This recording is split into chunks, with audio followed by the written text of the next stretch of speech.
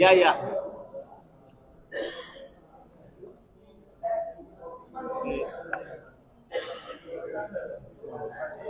Connect करत नाही ना?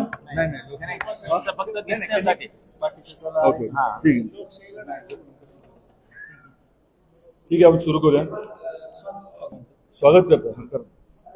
सर्वप्रथम या पत्रकार परिषदेसाठी उपस्थित असलेल्या सर्व पत्रकार बंधूंचं भारतीय जनता पार्टीच्या वतीने हार्दिक स्वागत. आजच्या पत्रकार परिषदेसाठी माननीय आमदार माननीय राणाजगदीश पाटील साहेब उपस्थित आहेत. मी दादांना विनंती करतो त्यांनी पत्रकार परिषदेत संबोधित करा. नमस्कार. आपल्या सर्वांना कल्पना आहे की यावर्षी अतिवृष्टी झाली. एरवीच्या तुलनेमध्ये अभूतपूर्व असं नुकसान झालं आणि अगदी सप्टेंबरमध्ये, त्याच्या आधी ऑगस्टमध्ये, जुलैमध्ये खूप पाऊस पडल्यामुळे शेतीचं नुकसान अनेक भागामध्ये खूप मोठ्या प्रमाणात झालेलं आहे. आपल्याला याची देखील निश्चितच कल्पना आहे की खरीपाचं पीक गेल्यानंतर घरी जेव्हा 4 पैसे येतात तेव्हा लग्न कार्य आणि इतर बाबी ज्या असतात त्याच्या अनुषंगाने मग पावलं कुटुंबाच्या माध्यमातून उचलली जातात. आता दुर्दैवाने इतका जास्त पाऊस पडल्यामुळे आणि मोठं नुकसान झाल्यामुळे अनेक कुटुंब आता विवंचनेमध्ये आहेत की जे काही लग्न कार्य त्यांनी ठरवलं होतं त्याचं नेमकं आता करायचं काय. काही लोक दुर्दैवाने असा निर्णय घेण्यापर्यंत पोहोचत आहेत की एखाद वर्ष पुढे जाऊ दे. काही जण जे आहेत ते कर्ज काढण्याच्या मनस्थितीमध्ये आहेत. खासगी सावकाराकडनं कर्ज काढून परत अजून आर्थिक अडचणी वाढतात आणि या सर्व परिस्थितीचा विचार करून आपण असा निर्णय घेतलाय की धाराशिव जिल्ह्यातल्या प्रत्येक तालुक्यामध्ये सर्वधर्मीय सामुदायिक विवाह सोहळा आपण आयोजित करायचा. 8ही तालुक्यामध्ये मला सांगण्यात आलं की जवळची योग्य अशी सोयीस्कर तारीख ही फेब्रुवारी मधली आहे, 6 आणि 7 तारीख फेब्रुवारी. तर फेब्रुवारी 6 आणि 7 ला 8ही तालुक्यामध्ये सर्वधर्मीय सामुदायिक विवाह सोहळा घ्यायचं आपण ठरवलंय.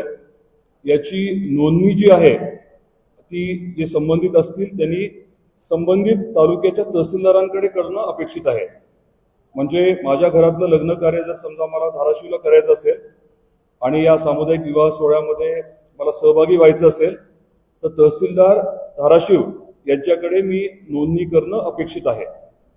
आता स्वाभाविकपणे या विषयाची जबाबदारी घेतल्यामुळे वैयक्तिक आम्ही सर्वजण याच्यामध्ये सहभागी होणार आहोत. आर्थिकदृष्ट्या देखील त्याचबरोबरीने वेगवेगळे जे ट्रस्ट आहेत, मग त्याच्यामध्ये तेरणा ट्रस्ट असेल, आपलं तुळजाभवानी मंदिर ट्रस्ट असेल, इतर NGOज असतील, त्यांची देखील याच्यामध्ये मदत आम्ही घेणार आहोत. CSRच्या माध्यमातून काही कंपन्यांची मदत घेणार आहोत आणि स्वाभाविक गोष्ट आहे की प्रशासन देखील या बाबतीमध्ये आपल्याला पूर्ण सहकार्य करणार आहे. याच्यातला दुसरा मुद्दा असा आहे की एकदा हे व्यवस्थित नियोजन झाल्यानंतर आम्ही इतर जिल्ह्यातल्या जिल्हाधिकाऱ्यांना देखील या बाबतीमध्ये अवगत करणार आहोत आणि त्यांना देखील विनंती करणार आहोत की आपल्या भागात जास्त नुकसान झालंय तर सामुदायिक विवाह सोहळ्याच्या बाबतीत तिथल्या देखील संबंधित लोकांनी पुढाकार घ्यावा. तर हा विषय जो आहे हा अतिशय महत्वाचा ठरतोय कारण अनेक लोकांनी मला या बाबतीमध्ये अतिशय गांभीर्याने अडचण जी आहे ती मांडलेली आहे आणि यातनं योग्य मार्ग हाच दिसतोय. माझी आपल्या माध्यमातून सर्व संबंधित लोकांना विनंती आहे की ज्यांना गरज आहे त्यांनी नोंदणी करावी आणि ज्यांना मदत करणं शक्य आहे अशा लोकांनी पुढाकार घ्यावा. मदत म्हणजे आर्थिकच पाहिजे अशातला भाग नाही. काही मंगल कार्यालय असतील किंवा ज्या ग्राउंडवरती आपण विवाह सोहळा घेतोय तिथे अनेकांना व्हॉलंटियर म्हणून मदत करता येऊ शकेल. कोणी वेगवेगळ्या माध्यमातून तिथे सोय करू शकतं, कोणी जेवणाची करू शकेल, कोणी मंडपाची करू शकेल. तर हे आपल्या सर्वांची सामुदायिक जबाबदारी आहे आणि सामाजिक जबाबदारी आहे. या भावनेतून सर्व लोकांनी, मग ते राजकारणी नेते असतील, कार्यकर्ते असतील, विविध संघटना असतील, व्यापारी असतील, सर्वांनी याच्यामध्ये पुढाकार घ्यावा अशी अपेक्षा मला या निमित्ताने व्यक्त करायची. मी सांगितल्याप्रमाणे फेब्रुवारी 6 आणि 7 या दिवशी हे सोहळे आपल्या पूर्ण 8ही तालुक्यामध्ये घ्यायचं नियोजित आहे. 30 नोव्हेंबर पर्यंत नोंदणी जी आहे ती तहसीलदारांकडे व्हावी अशी आपली दुसरी अपेक्षा आहे.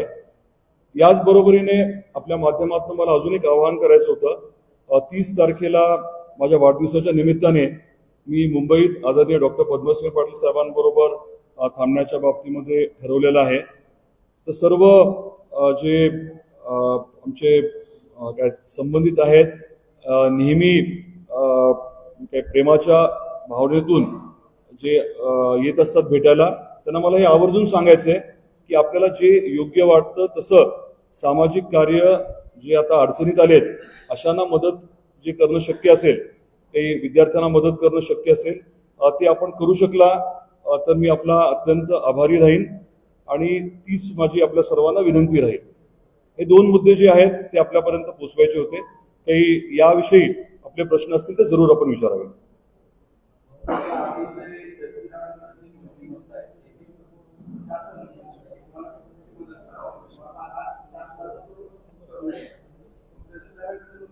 हा सामाजिक उपक्रम आहे आणि योग्य व्यक्ती, कोणीतरी एक योग्य व्यक्ती असावी, त्यामुळे तहसीलदारांकडे ती नोंद होईल. तहसीलदारांनी काही बाकी करणं अपेक्षित नाहीये. सरकारी पैसा जो आहे तो जनतेकडनं उभा राहणार आहे, वेगवेगळ्या ट्रस्टकडनं उभा राहणार आहे, परंतु सुसूत्रता आणावी या अनुषंगाने जिल्हाधिकाऱ्यांबरोबर मी चर्चा केली आहे आणि तहसीलदारांकडे फक्त नोंदणी होईल. पुढची प्रक्रिया आता तुम्हाला सुद्धा त्याच्यात इन्व्हॉल्व्ह व्हायचंय, सर्वांना तुम्हाला, तर खऱ्या अर्थाने आपण काहीतरी केलं असं प्रत्येकाला भावणार आहे. हे कुठलं एकट्या दुकट्याचं काम नाहीये आणि फक्त आपल्या जिल्ह्यापुरतं मर्यादित राहणार नाहीये. तर जिथे अति नुकसान झालंय अशा सर्वच जिल्ह्यातल्या जिल्हाधिकाऱ्यांना हे आपण कळवतोय आणि मग ते पुढाकार घेऊन समाज म्हणून आपली जबाबदारी म्हणून हे करण्याचं आपलं नियोजन आहे.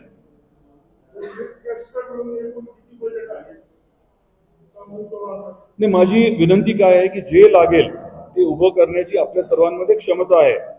भावना महत्वाची आहे, कृती महत्वाची आहे. आता मी भावना व्यक्त केली, त्याच्या अनुषंगाने जेवढ्या नोंदणी होतील त्याचं आपण व्यवस्थित नियोजन करू आणि मदत करणारे अनेक हात आहेत. आपण आता बघितलं इतकं नुकसान झाल्यानंतर कुठून कुठून किट्स आल्या, म्हणजे विदर्भातनं आल्या, कोकणातनं आल्या. तर त्याच अनुषंगाने हा देखील विषय महत्वाचा आहे, कारण लाखांमध्ये खर्च होतो आणि अडचणीत आलेल्या कुटुंबाला आपण आता नाही मदत करायची तर कधी करायची, त्या अनुषंगाने हे करतोय आपण.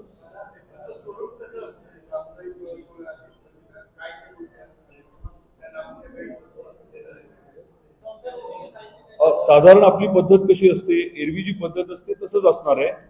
प्रत्येक जोडप्याला काही बेसिक गोष्टी ज्या त्या आपल्याकडनं मिळणार आहेत. त्याची आता तपशील आज मी देणार नाही, परंतु जनरली जे केलं जातं ते सगळ्याच गोष्टी आपण करणार. आपल्या जिल्ह्यामध्ये इतर सामुदायिक विवाह सोहळा ज्या पद्धतीने होतो त्याच पद्धतीने किंवा 1-2 पावलं पुढे जाऊन आपण करू, कारण सगळेजण मिळून आपण करतोय. आपण ठरवलंय करायचं म्हणून, म्हणजे मी जबाबदारी घेतोय, पण एकटा नाही, म्हणजे एकटा करणार नाहीये, सगळ्यांना बरोबर घेऊन करणार आहे. कुठल्या एकट्या व्यक्तीचं हे काम नाहीये. जबाबदारी मी घेतोय कारण मला हे गरजेचं वाटतंय. जसं आपण वेगवेगळे विषय हाताळत होतो, म्हणजे खरडून गेलेल्या जमिनीचं आपण बोललो, किंवा द्राक्षाच्या बागा आधी घेत नव्हते, नुकसान नाही म्हणून सांगत होते, पण ते गरजेचं वाटलं आपल्याला. असे जे मुद्दे आहेत त्यातला हा विषय, आणि हा मी स्वतःहून नाही काढलेला, लोकांनी जी अडचण माझ्यासमोर व्यक्त केली त्याच्यातला हा भाग आहे. एकच आहे, मला आठवतं ना, आठवतं आपण चॅरिटी कमिशनर ऑफिस मधनं निरोप दिला होता.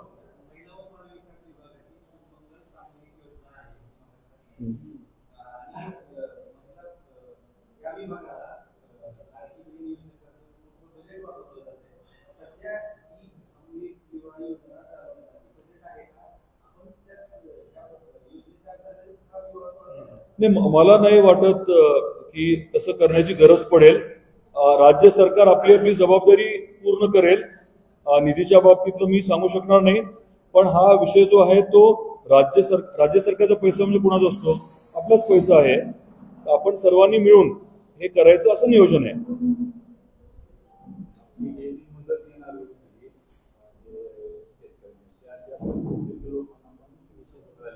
आपण म्हणता ते बरोबर आहे. त्याच्यामध्ये तीन होत्या अडचणी. पहिलं म्हणजे साधारण 6 लाख खातेदार आहेत, त्यांना 550 कोटी रुपये अंदाजे मिळणार होते. बँकेतल्या प्रक्रियेला थोडा वेळ लागतोय. आजही दिवसभरात 2दा माझं बोलणं झालं. दुसरी बाब ही आहे की मध्ये काही बँकांच्या सुट्ट्या होत्या. आज मोठ्या प्रमाणामध्ये पैसे जे आहेत ते ट्रान्सफर होणार आहेत. उद्या सकाळी मी आपल्याला त्याची यादी देऊ शकेन की किती अधिकच्या लोकांना पैसे जमा झालेत आणि किती झालेत.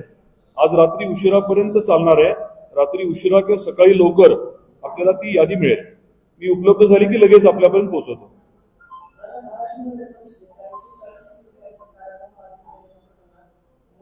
कुठे कोण बोलतोय?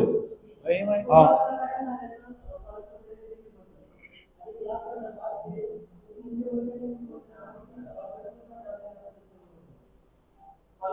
नाही, प्रश्न काय आहे? एक मिनिट आपली ही प्रेस आधी संपू द्या, मग घेऊ ना बाकी प्रश्न. घाई करू नका. इतर जिल्ह्यांमध्ये पण आपण सुचवणार आहोत. नाही, आचारसंहितेचा ह्याचा काही संबंध नाहीये. हे काही राजकीय विषय नाहीये. हे जे आहे ते आपल्या म्हणजे काय प्रामाणिक आपली जी भावना आहे अडचणीत आलेल्या. आता काल मी तुम्हाला उदाहरण सांगतो.